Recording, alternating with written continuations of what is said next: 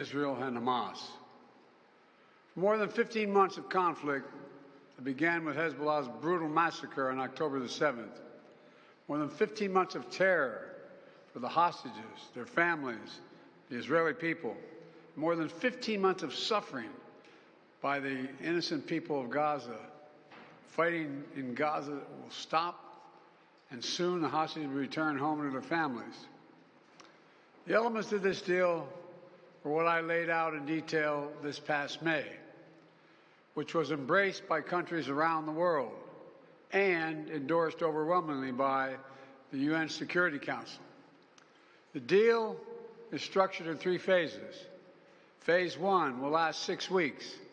It includes a full and complete ceasefire, a withdrawal of Israeli forces from all the populated areas of Gaza, and the release of a number of hostages held by Hamas, including women and elderly and the wounded. And I'm proud to say Americans will be part of that hostage release in Phase 1 as well. And the Vice President and I cannot wait to welcome them home. In exchange, Israel released hundreds of Palestinian prisoners. And during Phase 1, the Palestinians can also return to their neighborhoods in all the areas of Gaza.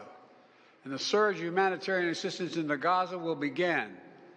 And the innocent people can have a greater access to these vital supplies. You know, during the next 6 weeks, Israel will negotiate the necessary arrangements to get Phase 2, which is a permanent end of the war. Let me say it again, a permanent end of the war. There are a number of details to negotiate to move from Phase 1 to Phase 2, but the plan says if negotiations take longer than 6 weeks, the ceasefire will continue as long as the negotiations continue.